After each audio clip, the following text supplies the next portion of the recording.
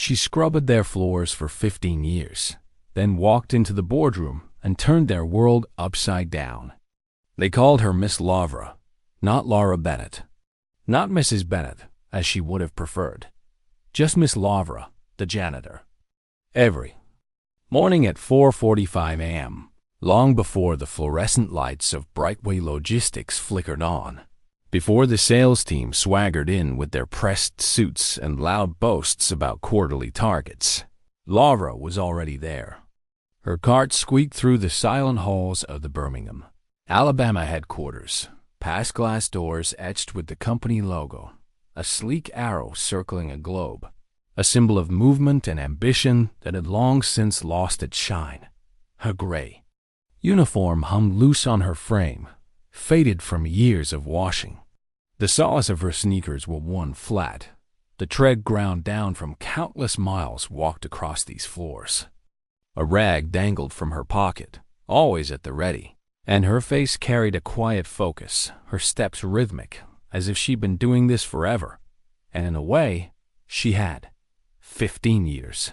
15 years of picking up crumpled coffee cups from conference tables, sweeping candy wrappers from the break room, wiping smudged fingerprints off elevator buttons that no one else seemed to notice. To most of the employees at Brightway Logistics, Laura blended into the walls like faded wallpaper. If she was in the room, they talked over her, around her, through her, as if she were a ghost.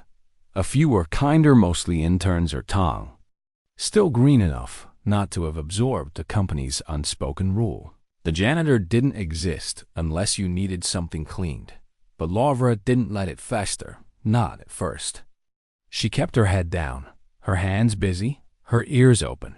She heard everything, the laughter spilling from corner offices, the deals hashed out over bourbon in the executive lounge, the lies whispered in hallways when they thought no one was listening, the arrogance, the greed, the casual cruelty. She learned more than they could ever imagine, all with a mop in her hand and a quiet step. One morning, a marketing associate named Greg tossed a half-eaten bagel onto the edge of a trash can instead of inside it. Laura bent down, picked it up, and dropped it into the bin without a word. Greg didn't look at her, didn't say thank you, just barked over his shoulder as he walked away. Make sure the conference room's spotless for the 10 a.m. client meeting. She nodded, her lips pressed into a thin line. The next day, Greg spilled coffee on the carpet outside the same room and blamed her for not cleaning it properly. She nodded again. It wasn't the first time, wouldn't be the last. On the 5th floor, a senior VP named Michael Harper, the CEO, reeking of overpriced cologne and self-importance, once leaned back in his chair during a meeting and said loudly to his assistant, "Can you imagine spending your whole life cleaning up after people and never even getting a desk?" The room chuckled. Laura was there, emptying a trash can in the corner. She heard him. He didn't care. He didn't even know her name. None of them did. Brightway Logistics was a kingdom of titles where value was measured in corner offices and quarterly bonuses. They didn't know that Laura owned more of this company than anyone in the building. They didn't know that she'd been there from the beginning, before the glass walls and the walnut boardroom table, back when Brightway was just a dream scribbled on a napkin. And she hadn't told a soul. Not yet. As she pushed her cart past the executive wing that morning, pausing to wipe a smudge off the glass wall where someone's careless fingers had marred the company logo. Her phone buzzed softly in her pocket. She glanced around empty hallway, no one watching. She pulled it out. One message, short and sharp. "We're ready when you are." Her expression didn't change. She slipped the phone back into her pocket and kept moving, her steps steady, her rag gliding over the glass. But something had shifted. She wasn't just cleaning anymore. She was walking towards something, and no one saw it coming. 15 years ago, Laura Bennett sat at a chipped kitchen table in Columbus, Georgia, surrounded by stacks of paper and a calculator that hummed faintly under her touch. Across from her was her husband, James Bennett, his eyes bright with a fire that could light up a room. They were building something together, Brightway Logistics, a freight brokerage that would connect drivers with loads across the Southeast. It wasn't glamorous. It was just a rented office with a flickering fluorescent light, 2 flip phones that dropped calls, and a fax machine that jammed every third page. But it was theirs. James had the hustle. He'd grown up running routes for his uncle's delivery trucks, learning the roads from Mobile to Charleston before anyone called it a supply chain. He could talk a client into signing a contract over a single cup of coffee. Laura, though, was the quiet force behind him. She didn't speak much in meetings, but her mind was a steel trap, slicing through problems with a clarity that left James in awe. "You see things I don't," he'd say, shaking his head as she pointed out a flaw in a contract or a hidden cost in a budget. In 1998, James and his friend Edward Larson scraped together enough cash to start Brightway. Laura made the first investment. Her father had left her a modest life insurance payout when he passed, a sum most would have used for a house or a car. But Laura saw something bigger. "Put it in your name," she told James one night, her voice steady across the kitchen table. "I'll stay in the background. No one needs to know." He looked at her, his brow furrowed. "You sure?" "I know what I'm doing," she said, her eyes locking onto his. "And I trust you." For 6 years, Brightway grew like wildfire. Edward worked the connections, shaking hands with clients and suppliers. James ran operations, hiring drivers and mapping routes. Laura handled the numbers, filing paperwork, drafting contracts under a separate LLC she'd registered to keep things clean. It was her way of protecting their dream, shielding it from risks no one else saw coming. She wasn't just a bookkeeper. She was the architect of their foundation, the one who made sure every dollar was accounted for, every deal airtight. But dreams don't always survive the road. In 2004, a late-night delivery run on I-85 ended in tragedy. A tired driver, a flipped trailer, and James was gone in an instant. Laura was at home when the call came, standing in the kitchen where they'd planned it all. The world went quiet.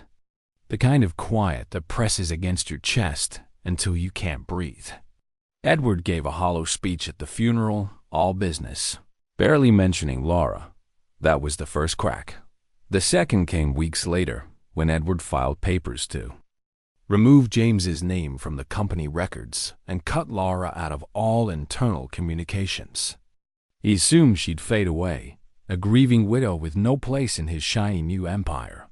But Laura had receipts, literal ones. Signed contracts from 1998, notarized documents that gave her equal ownership of James's share. She could have walked into Brightway's office with a ladder and demanded her place right then. She could have burned it all down. Instead, she waited. Because Laura knew the difference between power and timing. In 2007, a job posting appeared on a community board in Birmingham, night janitorial staff at Brightway Logistics. Laura circled it in red. 2 days later, she walked into the interview with a fake resume, a borrowed address, and a pair of sturdy work shoes. The hiring manager barely glanced at her paperwork.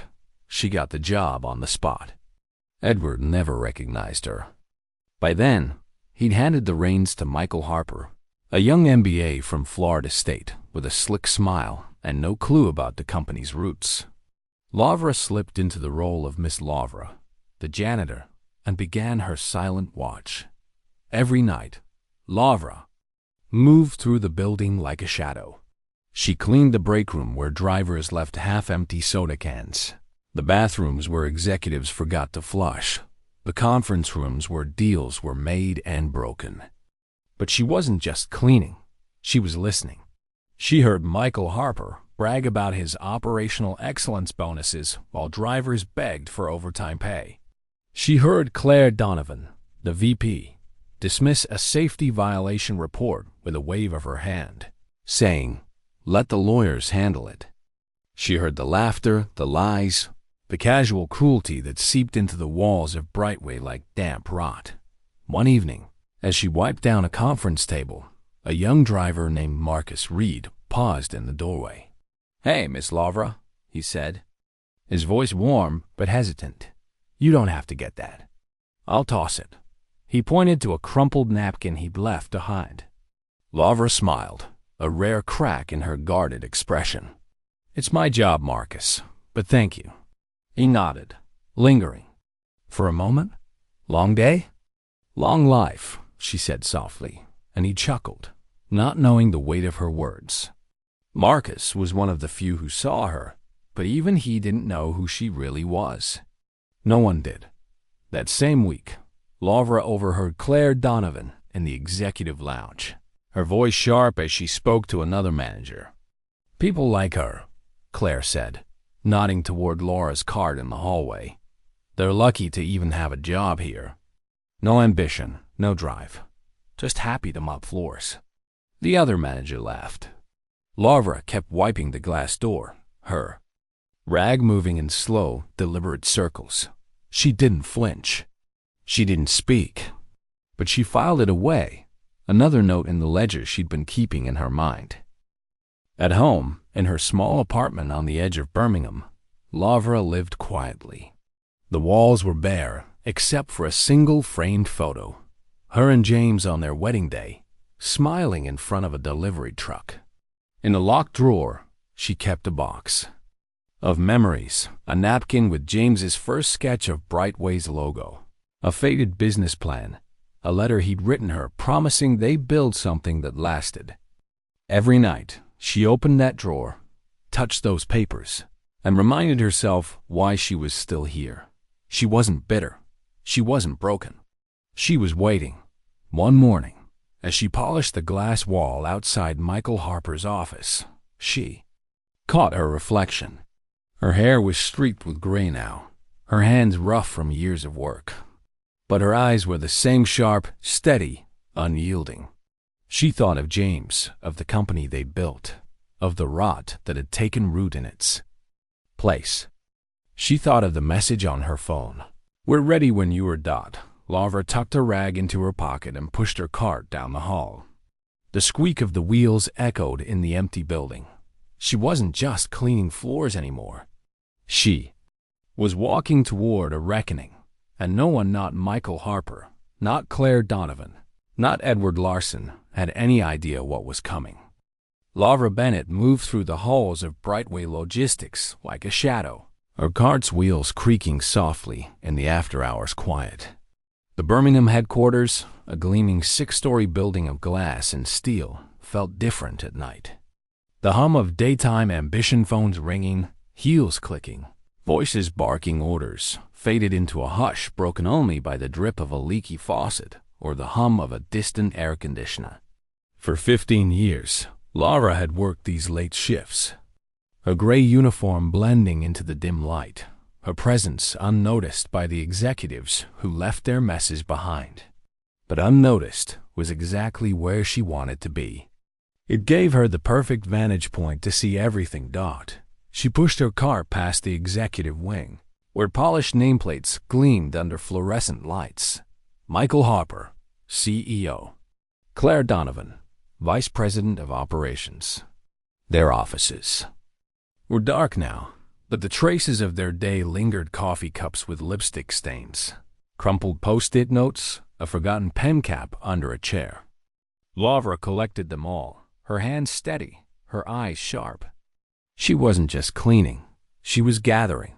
Every trash can she emptied, every desk she wiped, was a window into the soul of Brightway Logistics, a soul that had grown rotten since. Her husband, James Bennett, had poured his life into building it. Laura's secret weapon was a small black notebook, no bigger than a deck of cards, tucked inside her locker behind a plastic bag of spare gloves. She'd started it a year into her job as a janitor, after overhearing a conversation that made her stomach turn. It was 2008, and Michael Harper, then a rising star in management, had laughed with a colleague in the break room. The drivers are whining about overtime again. Let them quit. There's 100 more waiting to take their place. Laura had been refilling the coffee machine, her back to them, invisible as always. She didn't turn around, didn't speak, but that night she bought the notebook. Now. It was filled with entries, written in her precise, slanted handwriting. Dates, names, quotes, locations, every careless word, every unethical decision she'd overheard. February 12, 2010. Harper to CFO, room 508. Cut the bonus pool for warehouse. Staff, they'll take what we give them. June 3, 2015. Claire Donovan, Executive Lounge. Ignore the safety violation in warehouse. See, filing paperwork will just slow us down. August 19, 2018. Harper, hallway outside boardroom. Let the janitor clean it up. That's what she's paid for. Laura had been standing right there, mop in hand, when he said it. She'd nodded, her face blank, but the words went straight into the notebook. The notebook wasn't just a record. It was her armor, her proof, her leverage. She knew Brightway wasn't the dream she and James had built anymore. It had started as a tight-knit freight brokerage, connecting drivers with loads across the Southeast, built on trust and hard work. But by 2025, it was a bloated machine, competing with giants like FedEx and UPS, cutting corners to stay ahead. The logistics industry was brutal, fuel costs rising, clients demanding faster deliveries, competitors slashing rates.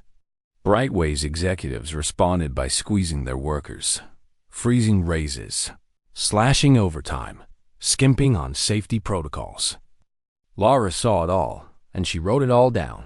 One night in 2019, Laura was cleaning the 5th floor conference room when she overheard Claire Donovan on a call, her voice sharp through the glass door. The health plan's too expensive. Switch to the cheaper provider. If the drivers complain, they can pay out of pocket. Laura paused, her rag hovering over a table. She glanced at the door, saw Claire's silhouette pacing, oblivious to her presence. That night, Laura added to her notebook, October 7, 2019.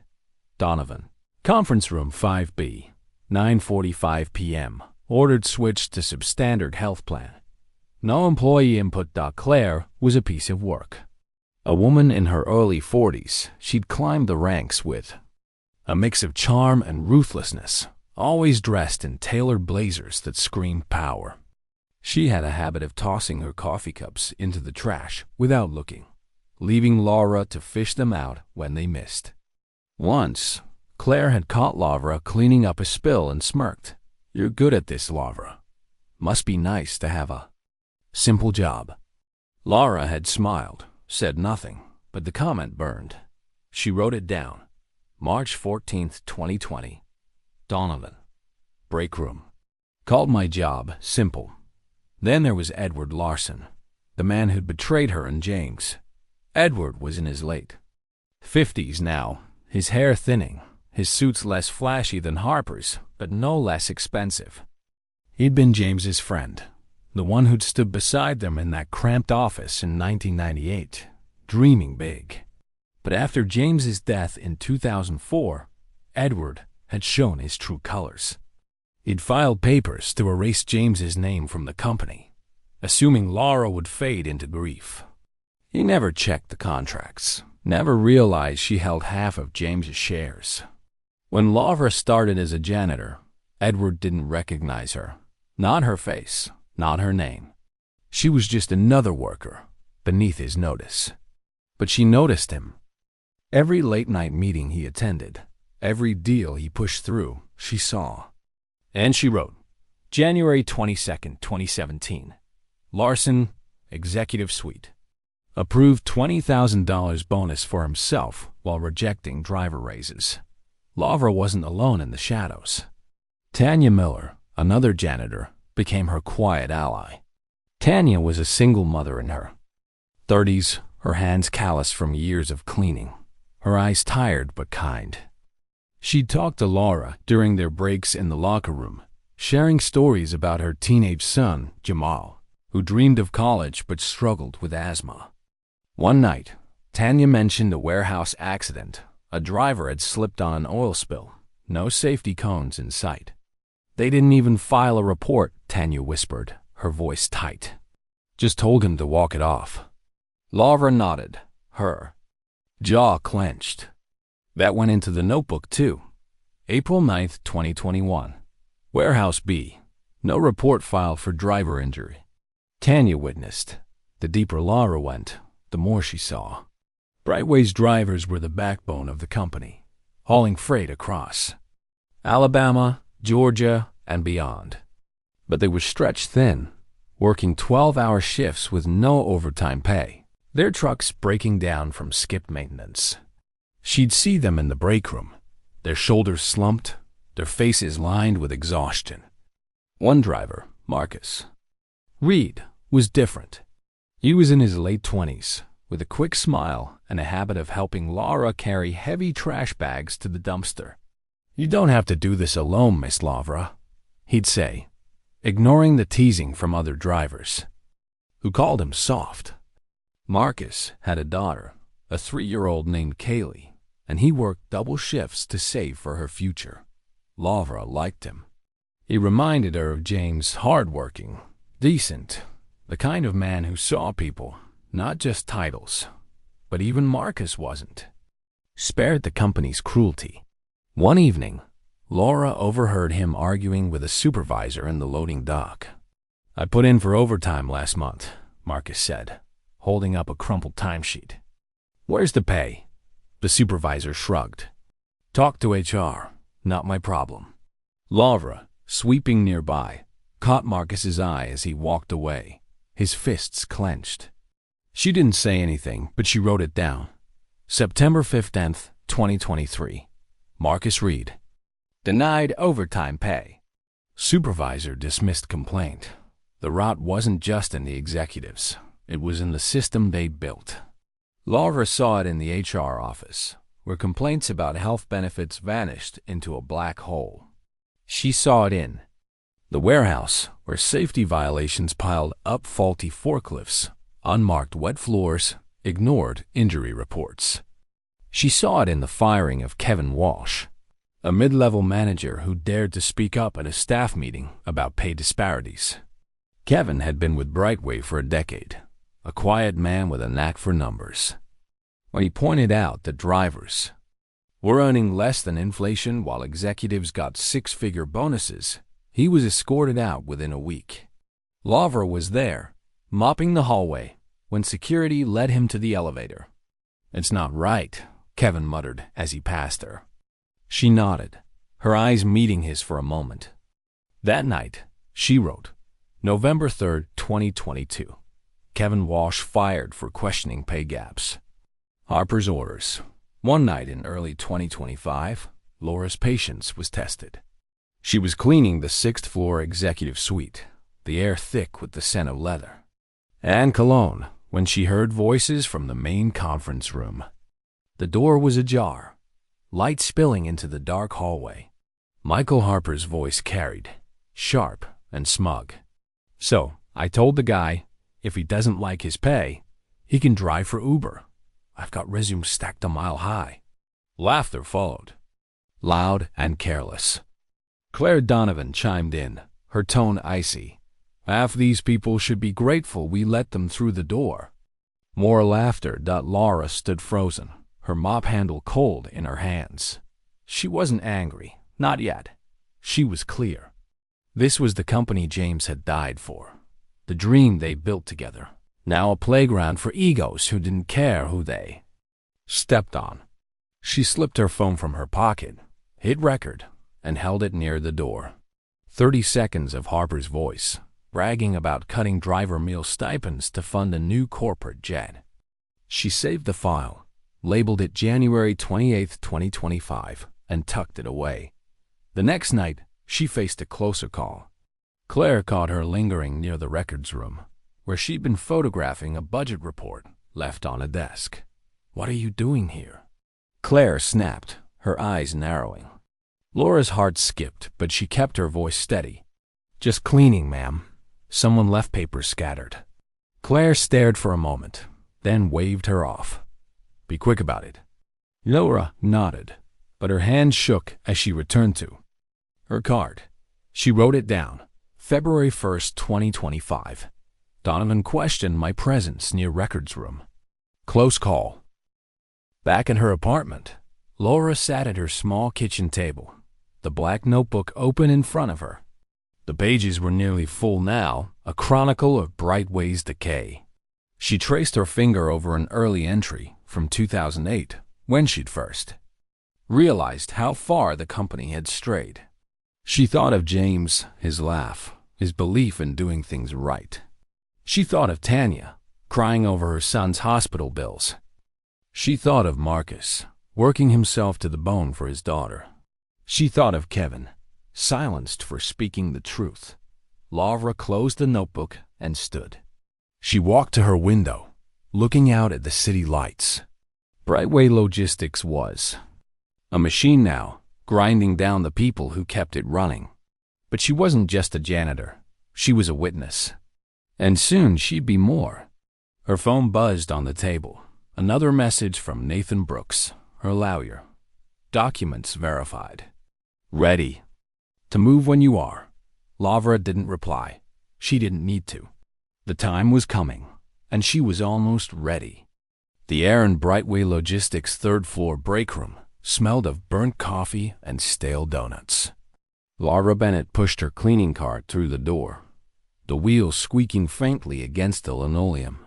It was a Tuesday afternoon in February 2025, and the Birmingham headquarters buzzed with its usual chaos phones ringing, printers humming, voices overlapping in the hallway. Laura moved methodically, wiping down counters, emptying trash cans, refilling the cheap powdered creamer labeled premium in a faded dispenser. To the sales team grabbing their mid-afternoon snacks, she was just Miss Laura, the janitor, as invisible as the dust she swept away. But Laura wasn't invisible to herself.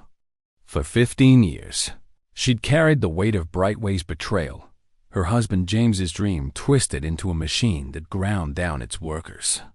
She'd watched, listened, and recorded every slight, every injustice in her small black notebook. She'd waited, not out of fear, but because timing was everything. She needed the rot to rise to the surface, undeniable and exposed. And today, something shifted. Today, the spark she'd been waiting for ignited dawn. It started with a paper plate. Laura had just finished cleaning the break room when she stepped into the long conference hallway. There, in the middle of the carpet, sat a half-eaten slice of chocolate.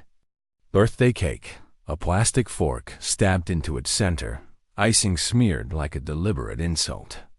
No table, no trash can, just dropped on the floor, as if someone had left it for her to find. She bent down slowly, not because the movement was hard, but because something about the plate felt personal, like a test. She picked it up, the fork, clattering against the plate, and as she straightened, a voice cut through the air. "You missed a spot." Laura froze. Michael Harper, the CEO, stood at the end of the hallway, hands in his pockets, a smirk curling his lips. His tailored suit gleamed under the fluorescent lights, his cologne sharp even from a distance. He nodded toward the carpet where the cake had been, though the floor was spotless now. "Right there," he said, his tone lazy, mocking. "We've got a client presentation in 10. Think you can give it another pass?" Laura turned her head just slightly, her eyes meeting his. "Excuse me?" Her voice was calm, but there was an edge to it, a steel he didn't notice. Harper stepped closer, his smirk widening. "Come on, Laura. Don't tell me you didn't see it. I swear. Sometimes I think you people just pretend to clean to stay on the clock." He chuckled, as if she were in on the joke. Her grip tightened on the mop handle, the wood cool against her palm. She blinked once, her face unreadable. "What people is that?" she asked, her voice low, deliberate. Harper paused, caught off guard. For a moment, his confidence faltered, but he recovered with a half laugh. "Oh, come on. Don't get sensitive. I'm just saying, if I paid you a little more, maybe you'd find the spots before I did." He clapped his hands once, like a coach rallying a player, and turned to walk away, proud of himself. Certain he'd put her in her place, Laura stood still, the cake plate in one hand, the mop in the other. Her eyes narrowed, just for a second, as she watched him disappear around the corner. He thought he'd won. He thought she was nothing. He had no idea. That moment, that careless smirk, was the spark. 15 years of silence, of waiting, of watching, it all crystallized in that hallway. Laura set the plate on her cart, her movements slow, deliberate. She wasn't cleaning anymore. She was done. That evening, in the locker room, Laura found Tanya Miller slumped on a bench, her face buried in her hands. Tanya, the only other janitor Laura had grown close to, was crying, her shoulders shaking with quiet sobs. Laura sat beside her, not touching, just waiting. Tanya's voice came out broken. "Jamal's in the hospital," she said. "Car accident. Broke his leg, and they're keeping him overnight. I asked for a day off to be with him. They said no. Not enough coverage, they said." She wiped her eyes with the sleeve of her uniform. "He's 16, Laura. He's scared, and I can't even be there." Laura's jaw tightened. She thought of her notebook, of the entries piling up Harper's bonuses, Claire's cost-cutting, the ignored safety violations. She thought of James, who built Brightway to give people like Tanya a chance, not to break them. "I'm sorry, Tanya," she said softly. "That's not right." Tanya shook her head. "It's just how it is. They don't care about us. We're just nothing to them." Laura didn't answer. She couldn't, not yet. But as Tanya gathered her things and left, Laura pulled her phone from her bag and stepped outside into the cool night air. The parking lot was empty. The Birmingham skyline a faint glow against the dark. She dialed Nathan Brooks, her lawyer, a man whose quiet competence matched her own. "It's time," she said when he answered. "You sure?" Nathan's voice was steady, but there was a weight to it, like he knew what was coming. "I'm sure," Laura said. "I've got everything I need." Nathan exhaled. "All right. It's gonna be messy." "I've been cleaning up messes my whole life," Laura replied. "Let's go?" The next morning, Laura didn't go straight to her shift. She drove to a diner off Highway 280, a low-key spot with vinyl booths and coffee that tasted like it had been brewed last week. Nathan was waiting in the back, his briefcase on the table, his tie loosened. Laura slid into the booth, her hand steady as she handed him a USB drive. "Everything's on there," she said. "Notes, photos, recordings, budget reports. 15 years' worth." Nathan plugged the drive into his laptop and scrolled through the files. There were hundreds of entry-scanned documents, audio clips, photos of carelessly left papers. One recording captured Harper bragging about cutting driver meal stipends to fund a corporate retreat. Another showed Claire dismissing a warehouse injury report.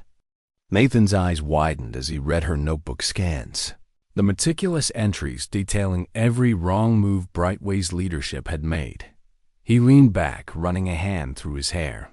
"Laura, you could bring down the whole building with this." "It's already falling," she said, her voice calm but unyielding. "They just don't know it yet." Nathan nodded, a faint smile tugging at his lips. "I'll start drafting the paperwork for the shareholder meeting. You've got the votes, but we need to move fast. Harper's planning to sell off a chunk of the company. Did you know that?" Laura's eyes darkened. She'd overheard the conversation weeks ago. Harper and Claire planning to sell Brightway's southeast routes to a competitor, a move that would net them millions but cost hundreds of drivers their jobs. It was the final betrayal of James's vision, the company he'd built to connect people, not discard them. "I know," she said. "That's why it's now." Back in her apartment, Laura stood in front of her small bathroom mirror, her reflection framed by cracked tiles. She'd bought a navy blazer and a pair of polished black shoes, her first new clothes in years. She tried them on, the fabric stiff against her skin, a far cry from the faded uniform she'd worn for a decade and a half. She looked at herself, then at the framed photo of her and James on their wedding day, his arm around her, both of them smiling in front of a beat-up delivery truck. "You were right," she said softly, touching the frame. "I know what I'm doing." She opened her locked drawer, pulling out the box of memories, James's napkin sketch of Brightway's logo, their first business plan, a letter he'd written promising they'd build something lasting. She tucked the letter into her blazer pocket, a reminder of why she was doing this. Not for revenge, not for power, but for the dream they'd shared, the one Brightway's leaders had trampled. She wasn't just Miss Laura anymore. She was Laura Bennett, majority shareholder, and she was ready to take back what was hers. That night, she called Nathan again. "Set the meeting," she said. "Next week. Make sure they don't see it coming."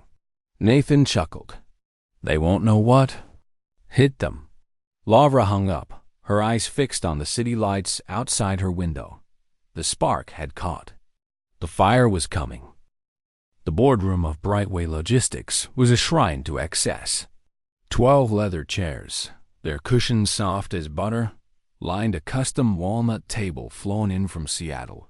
A $14,000 indulgence Michael Harper had bragged about as if it made him a visionary. Overhead, a chandelier glittered, casting flecks of light across the glass walls, etched with the company's arrow and globe logo.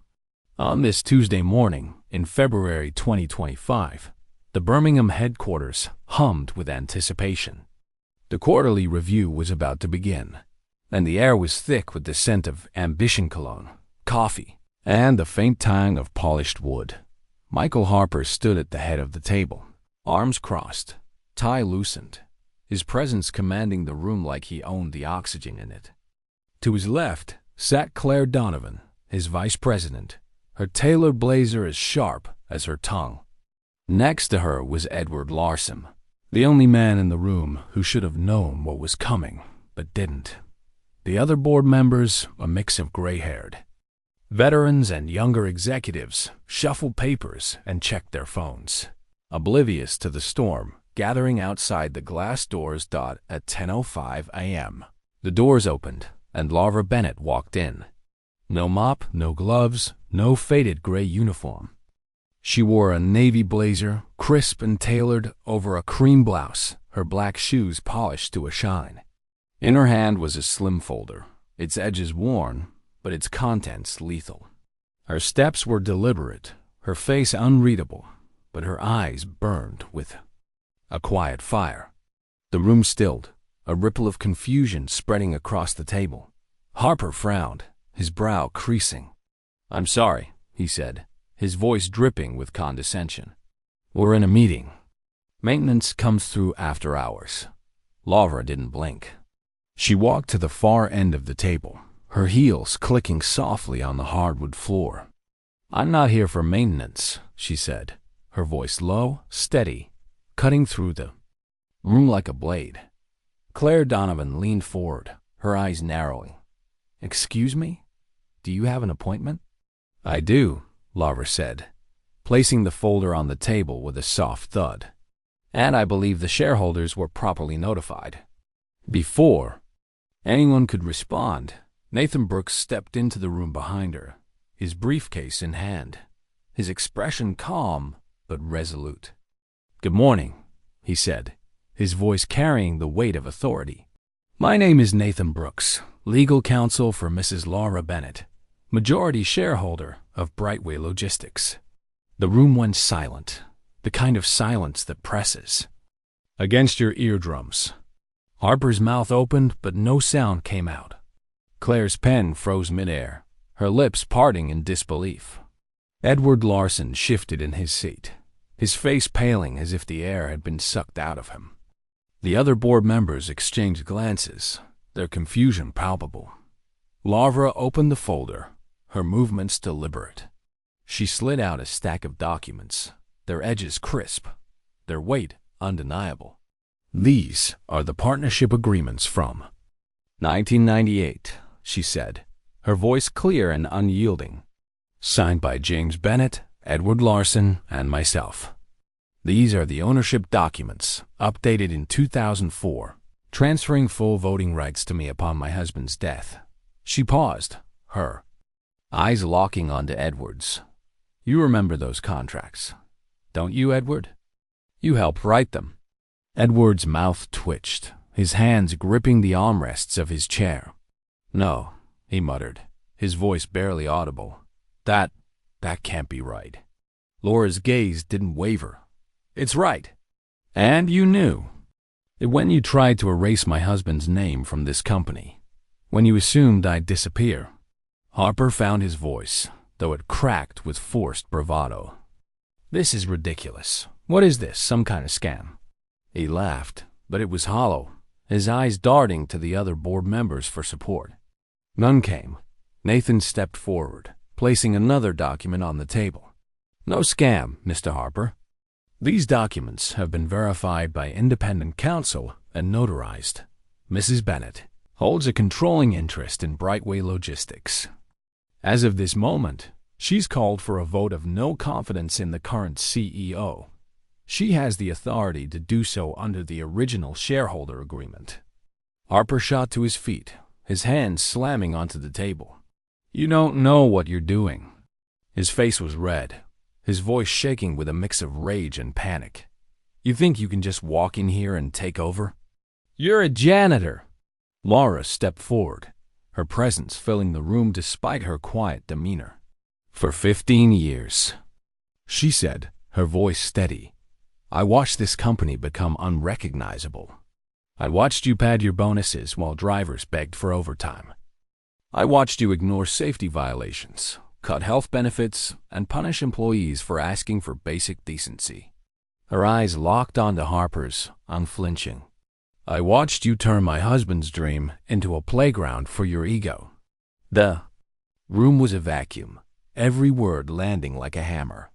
Claire shifted uncomfortably, her fingers tightening around her pen. Edward stared at the table, his face ashen. A younger board member, Ethan Carter, barely 30, leaned forward, his eyes wide with something like awe. The others sat frozen, caught between shock and fear.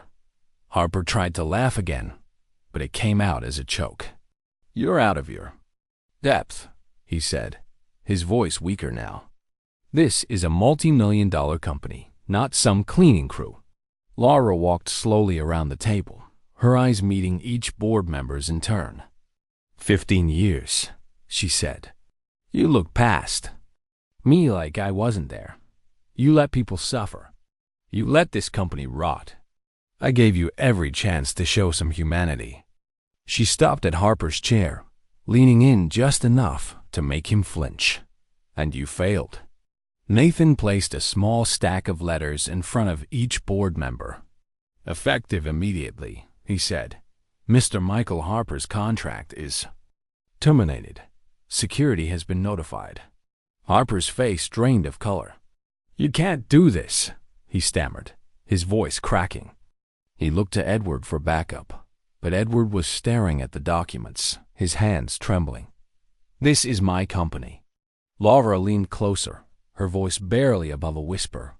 I am the company. The doors opened and 2 security guards stepped in, their faces neutral, but their presence unmistakable. Harper looked around the room, desperation in his eyes, but the board members avoided his gaze.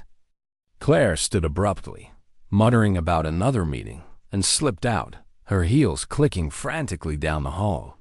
Harper grabbed his phone, his pride, and stormed toward the door, pausing only to glare at Laura. This isn't over, he hissed. It is for you, she said, her voice calm but final. The guards escorted him out, the door closing with a soft click.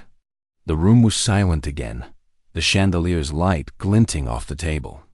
Laura turned to the remaining board members, her folder still open in front of her. "I'm not here to play boss," she said, her tone softening but firm. "I'm here to rebuild what this company used to stand for. What my husband built it to be."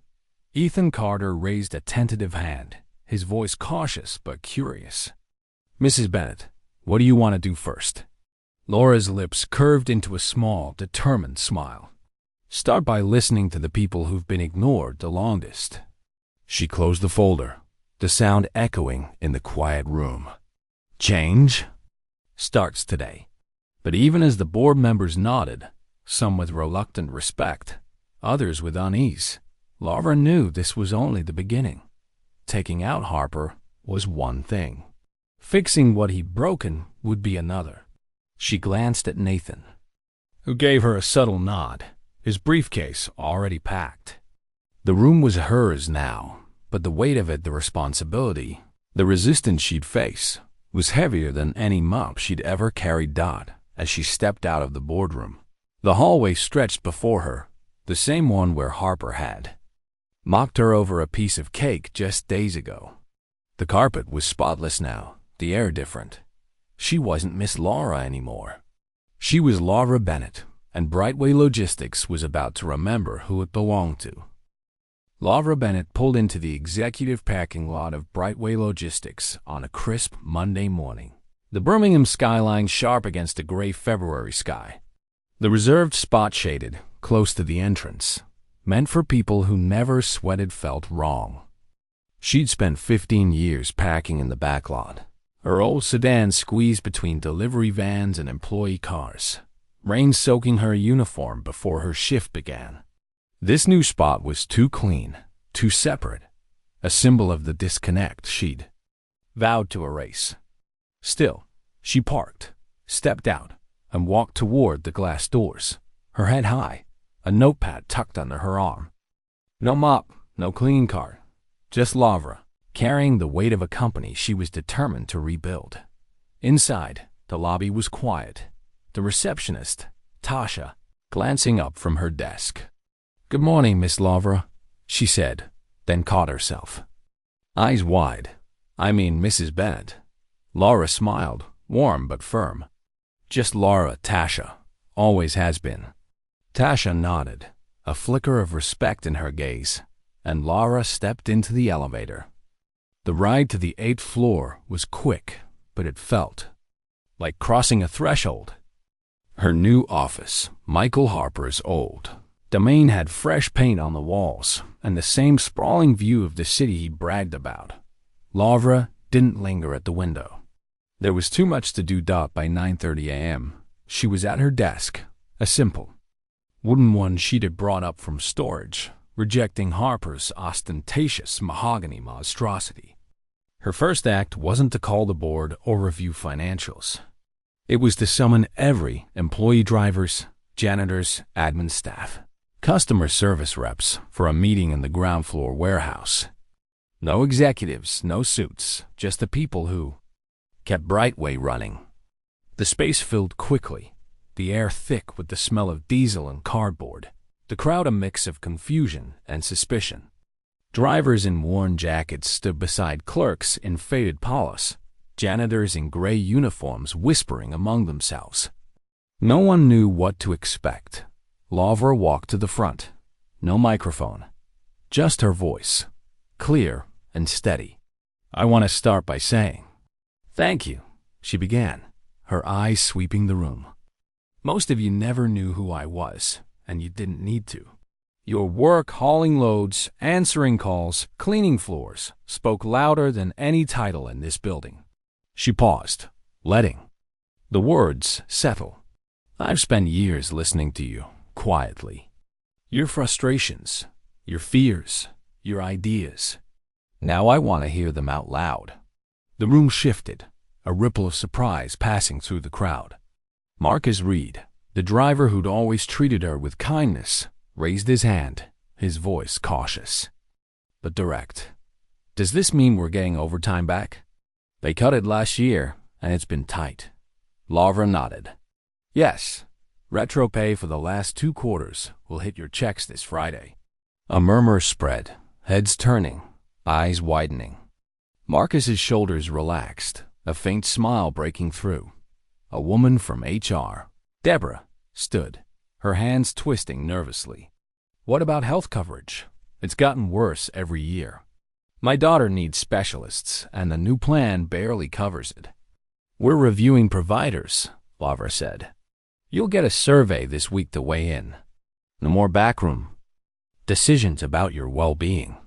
The murmurs grew louder, a mix of disbelief and hope. Another voice called from the back, tentative but bold. What about the people Harper fired? Like Kevin Walsh, who got let go for speaking up. Laura's expression softened, but her voice stayed firm. We're reviewing those terminations. If you were wrongfully dismissed, you'll be contacted. No guarantees, but you'll get your name cleared at the least. There were no cheers, no applause, just a heavy silence as people processed her words. Then, slowly, whispers broke out, workers turning to each other, nodding, some daring to believe she meant it. Laura ended the meeting with a promise. If you speak, I'll listen. If you work, you'll be respected. The changes didn't come without resistance. By noon, Laura faced her first test. A group of senior managers, holdovers from Harper's regime, gathered in her office, led by a man named Richard Holt, a logistics director with a permanent scowl. Mrs. Bennett, he said, his tone clipped, with all due respect, you don't have the business background to run a company like this. Reversing Harper's policies, overtime, health plans, it'll tank our margins. We're already bleeding against competitors. Laura leaned back in her chair, her hands folded. I scaled my grief into silence for 15 years, Richard. I think I can manage your spreadsheets. Holt's mouth tightened, but he said nothing. She continued, Brightway wasn't built to compete by cutting corners. It was built to deliver for clients and for the people who make it happen. You'll see the numbers soon enough. Holt left, unconvinced, and Laura knew he wouldn't be the last to push back. The next day, she got a call from a major client, a retail chain threatening to pull their contract over the instability of her leadership change.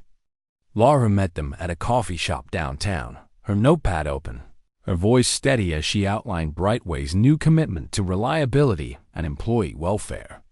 Happy drivers deliver faster, she said. Supported workers don't cut corners. The client hesitated, then agreed to stay, impressed by her clarity. It was a small win, but it mattered. Laura moved quickly. She promoted from within, elevating Marcus Reed to head of driver operations, his experience on the road outweighing any MBA. Tanya Miller, the janitor who'd cried over her son's accident, became supervisor of the custodial team, her compassion and grit perfect for the role. Laura renegotiated vendor contracts, cutting out bloated deals Harper had signed for personal gain. She brought back the annual Employee Appreciation Day, once a Brightway tradition with food trucks and music in the courtyard. She visited every department, eating lunch in the break room, listening to drivers complain about truck maintenance, clerks vent about outdated software, janitors share ideas for efficiency.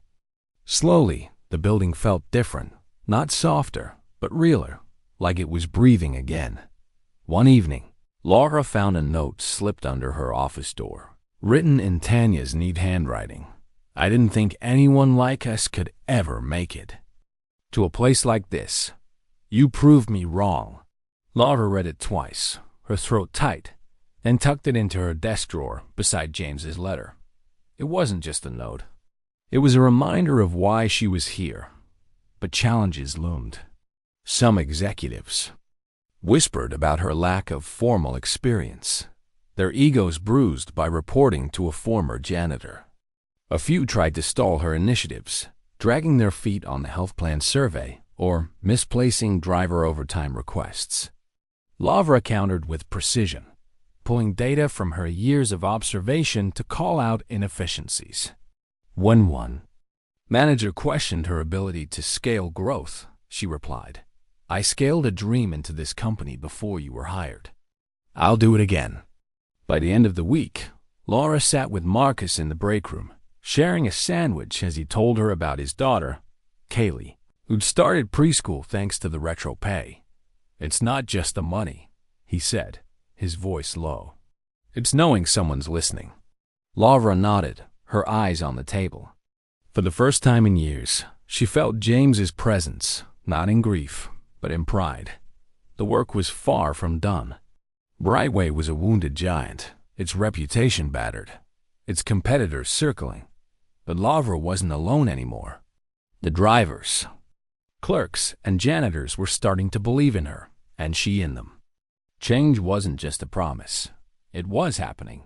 One conversation, one paycheck, one restored dream at a time. Laura Bennett stood in the hallway of Brightway Logistics, the same stretch of carpet where Michael Harper had once mocked her over a non-existent spot. The fluorescent lights buzzed softly, the air clean and sharp, the floor spotless, not because she'd mopped it, but because the custodial team, now led by Tanya Miller, took pride in their work. It was late afternoon, the Birmingham headquarters quieter now, the frenetic energy of the past weeks settling into something new. An intern, a young woman with nervous eyes, passed her in the hall. "Hi, Mrs. Bennett," she said, her voice tentative. Laura smiled, her hands tucked into the pockets of her navy blazer. "Just Laura," she said, her tone warm but firm.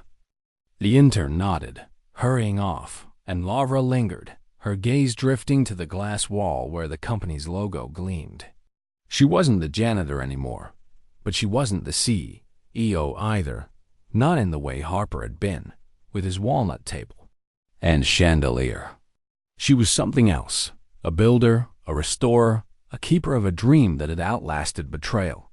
Later that day, Laura hosted a gathering in the company courtyard, a simple affair with folding chairs, food trucks, and a playlist of Motown classics humming through portable speakers. Drivers, clerks, and janitors mingled, their laughter rising over the clink of soda cans and the sizzle of tacos. Marcus Reed, now head of driver operations, raised his can to Laura, his grin wide. "To the quiet ones," he said, his voice carrying over the crowd. Laura raised her can in return, her eyes crinkling. "To the ones they never saw coming." The crowd chuckled, a warmth spreading through the air. For the first time in years, Brightway felt like a place where people mattered more than profits. But Laura wasn't naive. Taking down Harper and shaking up the boardroom was one thing. Rebuilding a company was another. The logistics industry was a battlefield, fuel costs spiking, competitors undercutting rates, clients demanding faster deliveries. Some executives still resisted her changes, whispering about her lack of an MBA, their egos bruised by her rise. A few tried to sabotage her, delaying reports or misinterpreting her directives. Laura met each challenge with the same clarity she'd honed over 15 years of silence, pulling data from her black notebook to call out inefficiencies, meeting with clients to secure contracts, training young leaders like Ethan Carter to carry the company forward. One question kept surfacing, whispered in break rooms and boardrooms alike. "Why did you wait so long, Laura?" Some asked with curiosity, others with doubt, a few with quiet resentment, as if she'd let the rot fester too long. She never got defensive. Sitting in her office, her fingers laced, she'd give the same answer every time. Power only matters when you know how to use it. Laura hadn't waited out of fear. She'd waited because Brightway needed to show its true colors without her interference. She needed to see the rot with her own eyes, to let it rise to the surface until it was undeniable. If she'd acted too soon, they'd have dismissed her, gaslit her, called her a grieving widow making noise about nothing. But 15 years of silence made her untouchable. She'd watched Harper's arrogance, Claire's cruelty, Edward's betrayal. She'd let them build their own trap, and when the time came, she didn't argue. She showed them the truth, and they crumbled under its weight. The janitor had become the witness and then the judge. Laura's office was simple now. The walnut table replaced with a desk that didn't scream for attention. On it sat a framed photo of her and James, smiling in front of their first delivery truck, and Tanya's note tucked in its envelope. She opened her drawer, pulling out James's letter, the one promising they'd build something lasting. "We did it, James," she said softly, touching the paper. "It's not perfect, but it's ours again. The journey wasn't over." Brightway faced challenges, competitors circling, budgets stretched, trust to rebuild. But Laura wasn't alone.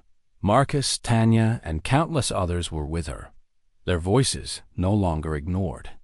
She was training Ethan Carter, the young board member, to lead with integrity, and she'd started a mentorship program for employees like Tasha, the receptionist, who had ideas but never had a platform. Brightway wasn't just a company anymore. It was a promise, one Laura intended to keep.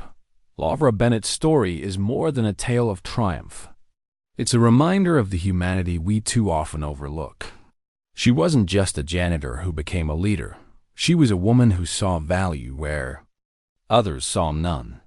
Her journey shows us how easily we judge people by their uniforms, their titles, their place in the hierarchy. We walk past the Lauras of the world, the drivers, the cleaners, the clerks, assuming their worth is tied to their job. But Laura was the reminder.